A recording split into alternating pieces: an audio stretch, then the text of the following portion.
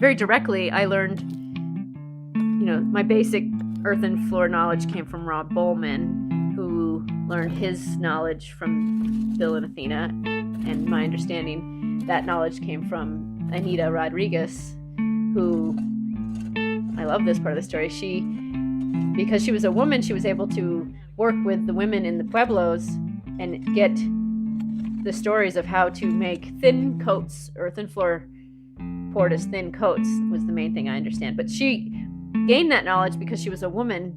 Traditionally, in those communities, women were the ones installing the floors and installing plasters. And because she was a woman, she was able to receive that information. Because at that point, in the 70s, construction was very quickly going into dominantly male trade.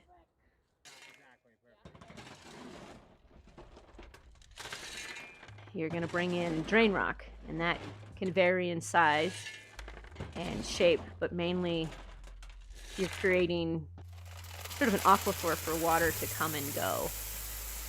3 inches is sort of minimal. It's what you're using to level your first layer of the floor.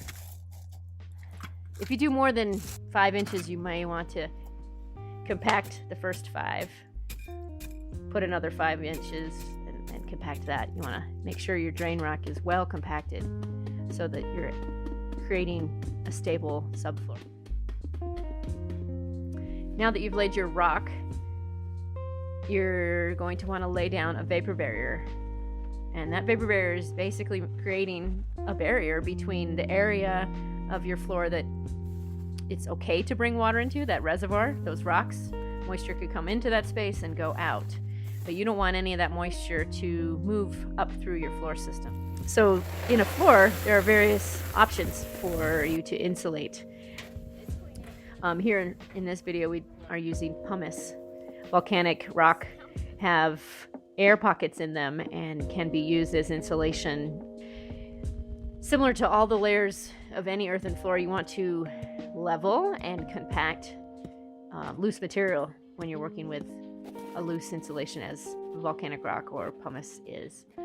We've laid our insulation down, and now we're ready to start essentially the earthen floor portion of the structure. What we're going to do in this one is lay down 3 inches of road base as our platform for the earth mix. And road base varies from region to region, but it is an engineered product you could get from a landscape or garden supply yards.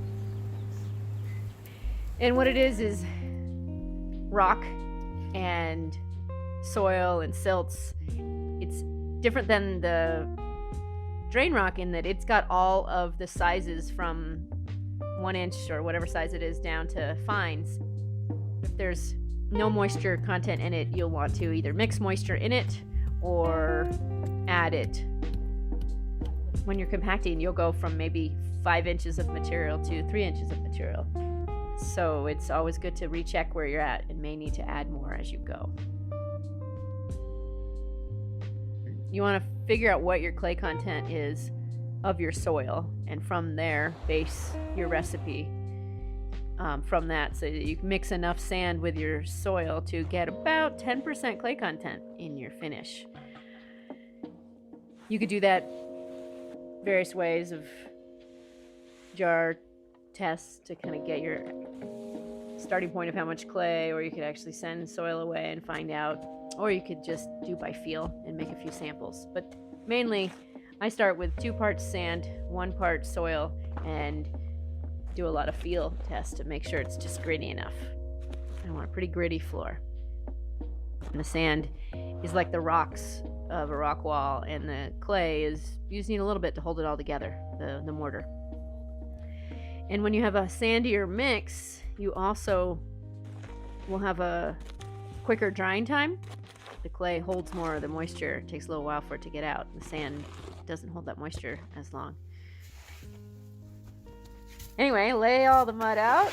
There's a couple ways of leveling your floor. These are screed boards that are ripped at the height of the floor, 3/4 inch in this situation. We want 3/4 inch floor. You use a rail across the screed boards to give you an estimation of where you're going at a continuous 3/4 inch height. So the screeds, as you'll see, are important to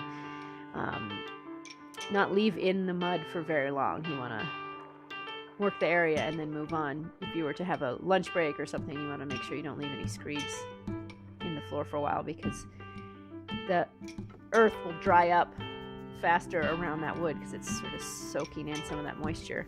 And once you fill it back in after you've removed them with a wetter material, then you have that situation of dissimilar moisture content and pretty straight line cracks in the floor.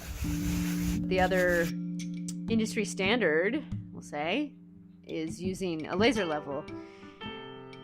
You set up a laser level and you use a stick in the field, and you make sure that the whole floor is coming to the same height throughout the field.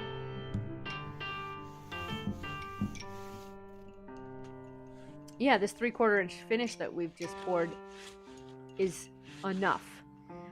You can, after you wood float it, as you see, we steel trowel it, and you like to get it as level as possible and as perfect looking as possible for that day, and then I come back and I will repress the whole floor the next day. And so that 3/4 inch is the minimal of what you need. It's enough to be a finished floor.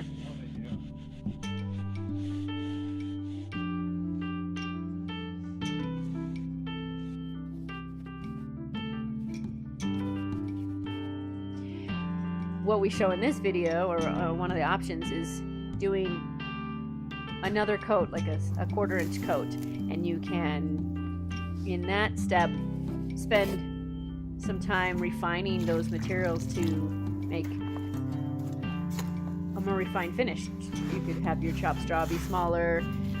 You can add more expensive materials, like if you want it to be pigmented with an expensive pigment, you could do a 1/4 inch finish instead of a 3/4 inch finish, and so you are spending less material resource on pigment. I'm just rambling. I'm like, why would you do a second coat? Right? So the main reason I do just a 3/4 inch finish and refine that to it's done is that I'm trying to, from 3/4 inch finished mud to people walking on it, 2.5 weeks. There's a pretty steep learning curve in how to work with clay, because for one, there's hundreds of types of clay, and so you have to start to understand how to see what your clay body's going to do.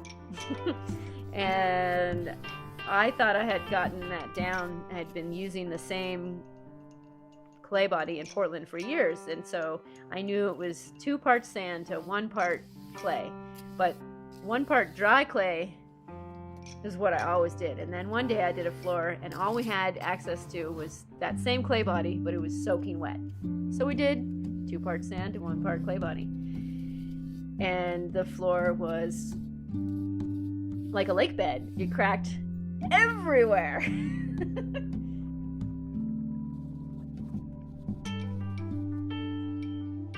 The floor is now ready for oil. It's all dry, your color's on, it's looking beautiful, and it's ready to be oiled.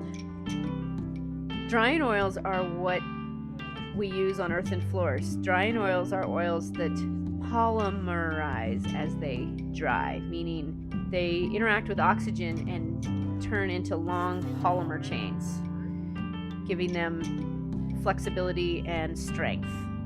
So drying oils that are typically used are linseed oil and tung oil in floors.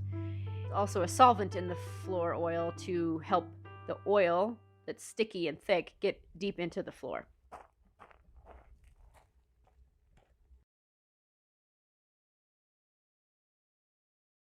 It's feminine in its sense of flexibility. Like, you could sculpt it, and you could have your kids around, you could have your grandparents around, you could have people around and not feel like it's too dangerous.